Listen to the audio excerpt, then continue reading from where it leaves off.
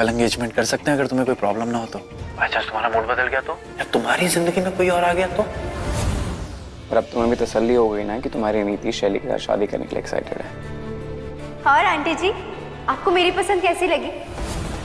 मुझे अभी भी नीति के बारे में कुछ समझ में नहीं आ रहा है। परी का ध्यान रखना। डोंट वरी ताई जी।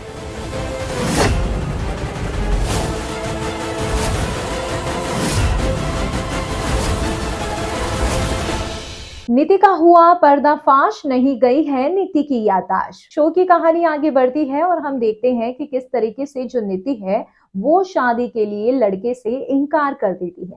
पहले तो कहती है कि मेरी शादी ऑलरेडी हो चुकी है, फिर वो लड़का मान जाता है कि चलो शादी टूट गई होगी या जो भी सिचुएशन रही होगी, मुझे पास्ट से मतलब नहीं है।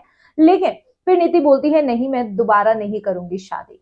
तो ऐसे में जो है परी और राजीव भी दूर खड़े ये सारी बातें सुन लेते हैं। दूसरी तरफ जो है ताई जी ने ये अज्यूम कर लिया है कि भाई नीति की याददाश्त गई ही नहीं है और तुम लोग यकीन मानो नीति शादी को इनकार ही करेगी। वैसे तो ताई जी को ये सब पता ही था, लेकिन जिस तरीके से ताई जी ने खेल खेला है तो अब घर वालों के सामने भी ये सच्चाई आ जाएगी।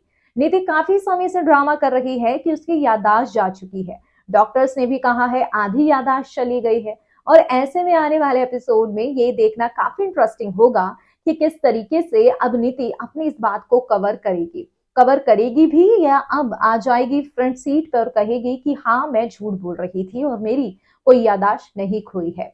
अब देखते हैं आने वाले एपिसोड में परी का क्या रिएक्शन होगा। राजीव को तो पहले से ही शक था नीति के ऊपर, लेकिन परी जो है अपनी दोस्ती की चलते यहाँ पर कुछ ना कुछ ऐसा करती थी कि उसे लगता था नीति गलत हो ही नहीं सकती।